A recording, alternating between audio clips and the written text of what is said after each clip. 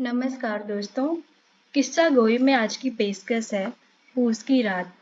मुंशी प्रेमचंद की लिखी हुई यह कहानी हल्कू नाम के एक गरीब किसान की कहानी है, जो गरीबी और कर्ज में इस कदर डूबा हुआ है कि वह इस ठंड की रात में अपने लिए कंबल भी नहीं ले पा रहा है। आप लोग को पता ही होगा कि जो पूस का महीना होता है, अगर उसे इंग्लिश महीने में देखा जाए तो वह दिसंबर और जनवरी के बीच का महीना होता है। और इतनी ठंड भरी रात में हल्कू अपने खेतों की रखवाली करने जाता है ताकि उसके फसल को जानवर ना खा जाएं।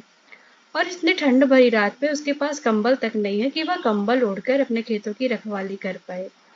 बेचारा किसी तरह फसल उगाता और जो उसका फसल था वो जमींदार और साहूकार को लगान देने में ही खत्म हो जाता।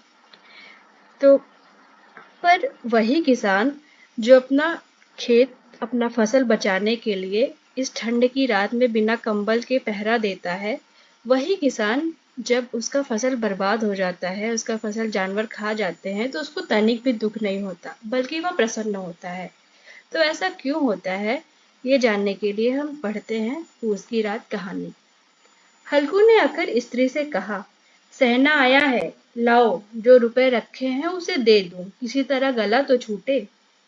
उसकी पत्नी मुन्नी झाड़ू लगा रही थी, पीछे फिरकर बोली, 3 ही तो रुपए हैं, दे दोगे तो कंबल कहाँ से आवेगा? माघ पूस की रात हार में कैसे कटेगी? उससे कह दो फसल पर रुपए दे देंगे, अभी नहीं है। हल्कू एक क्षण अनिश्चित दशा में खड़ा रहा। उस सिर पर आ गया, कंबल के बिना हार में रात को वह किसी तरह नहीं जा सकता। मगर सहना मानेगा नहीं, घुड़कियां जमावेगा, गालियां देगा। बला से जाड़ों मरेंगे, बला सर से तो टलेगी। यह सोचता हुआ वह अपना भारी भरकम डील लिए हुए, जो उसके नाम को झूठी सिद्ध करता था, स्त्री के समीप आ गया और खुशामद करके बोला, ला दे दे, गला तो छूटे, कंबल के लिए कोई दूसरा उपाय सोच लूंगा।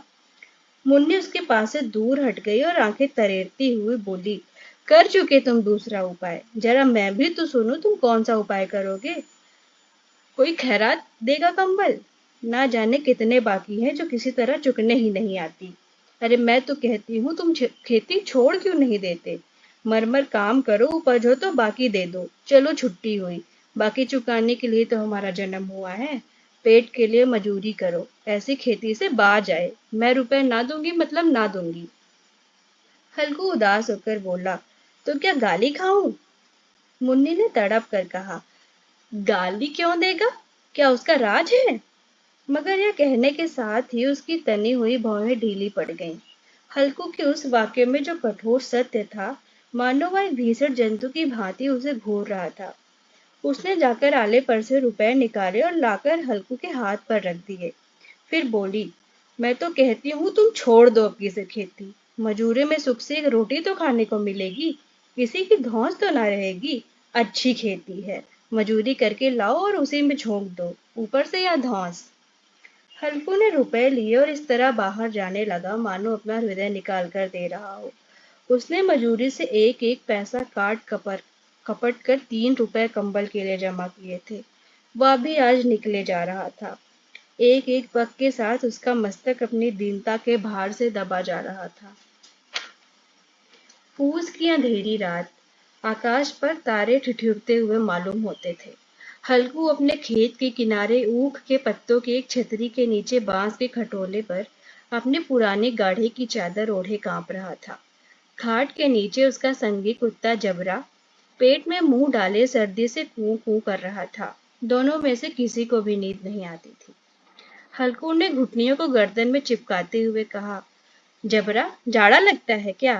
कहता तो था घर में पुआल पर लेटा रहे, तो यहाँ क्या लेने आए थे? अब खाओ ठंड। मैं क्या करूं? तुमको ये लगता था कि मैं हलवा पूरी खाने आ रहा हूँ?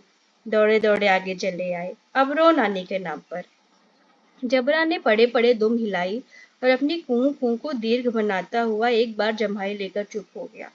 उसकी श्वान बुद्धि ने शायद ताड़ लिया कि स्वामी को मेरी कूं कूं से नींद नहीं आ रही है। हल्कू ने हाथ निकालकर जबरा की ठंडी पीठ सहलाते हुए कहा, कल से मत आना मेरे साथ, नहीं तो ठंडे हो जाओगे। या रात पछुआ ना जाने कहाँ से बर्फ लिए आ रही है। उठूं फिर एक चिलम तो भरूं, किसी तरह रात तो कटे। 8 चिलम तो पी चुका। यही खेती का मजा है। और एक एक भगवान ऐसे पड़े हैं कि जिनके पास जाड़ा आए तो गर्मी से घबरा कर भागे। मोटे मोटे गद्दे, लिहाफ, कंबल, मजाल है कि जाड़े का गुजर हो जाए। तकदीर की खूबी है, मजूरी हम करें और मजा दूसरे लूटें। हल्कू उठा और गड्ढे में से जरा सी आग निकालकर चिलम भरी। जबरा भी उठ बैठा। हल्कू ने चिलम पीते हुए कहा, पिएगा चिलम? जाड़ा तो क्या जाता है, मगर जरा मन हल्का हो जाता है। जबरा ने उसकी मुंह की ओर प्रेम से छलकती हुई आंखों से देखा। हल्कू, आज और जाड़ा खा ले, कल से मैं यहाँ पुआल बिछा दूंगा। उसे में घुसकर बैठना, तब जाड़ा ना लगेगा।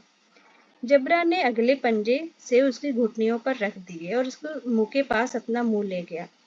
हल्कू को उसकी गर्म सांस लगी। चिलम पीकर हल्कू फिर लेटा और निश्चय करके लेटा कि चाहे कुछ हो, अब की सो जाऊंगा। पर एक ही क्षण में उसके हृदय में कंपन होने लगा। कभी इस करवट लेटा तो कभी उस करवट। पर जाड़ा किसी पिशाच की भांति उसकी छाती को दबाए हुए था। जब किसी भी तरह ना रहा गया तो उसने जबरा को धीरे से उठाया और उसके सिर को थपथपाकर उसे अपनी गोद में सुला लिया। कुत्ते की देह से ना जाने कैसे दुर्गंध आ रही थी, पर वह उससे अपने गोद से चिपटाए हुए ऐसे सुख का अनुभव कर रहा था जो इधर महीनों से भी उसे ना मिला था। जबरा शायद समझ रहा था कि यही स्वर्ग है, और हल्कू की पवित्र आत्मा में उस कुत्ते के प्रति घृणा की गंध तक नहीं थी। अपने किसी अभिन्न मित्र या भाई को भी वह इतनी ही तत्परता से गले लगाता। वह अपनी दीनता से आहत न था, जिसने आज उसे इस दशा को पहुंचा दिया। नहीं, इस अनोखी मैत्री ने जैसे उसकी आत्मा के सब द्वार खोल दिए थे और उसका एक एक अणु प्रकाश से चमक रहा था। सहसा जबरा ने जैसे किसी जानवर की आहट पाई। इस विशेष आत्मीयता में उसे एक नई स्फूर्ति सी पैदा कर दी थी, जो हवा के ठंडे झोंकों को भी तुच्छ समझती थी। वह झपट कर उठा और छतरी के बाहर आकर भूखने लगा। हल्कू ने उसे कई बार चुमकार कर बुलाया, पर वह उसके पास नहीं आया। हार में चारों तरफ दौड़ दौड़ कर भूखता रहा। एक क्षण के लिए भी तो आता, पर तुरंत ही दौड़ पड़ता। कर्तव्य उसके हृदय में अरमान की भांति उछल रहा था। तो दोस्तों, आज यही तक। आज हमने देखा कि शायद खेत में कुछ जानवर आ गए थे और जबरा भूख रहा था।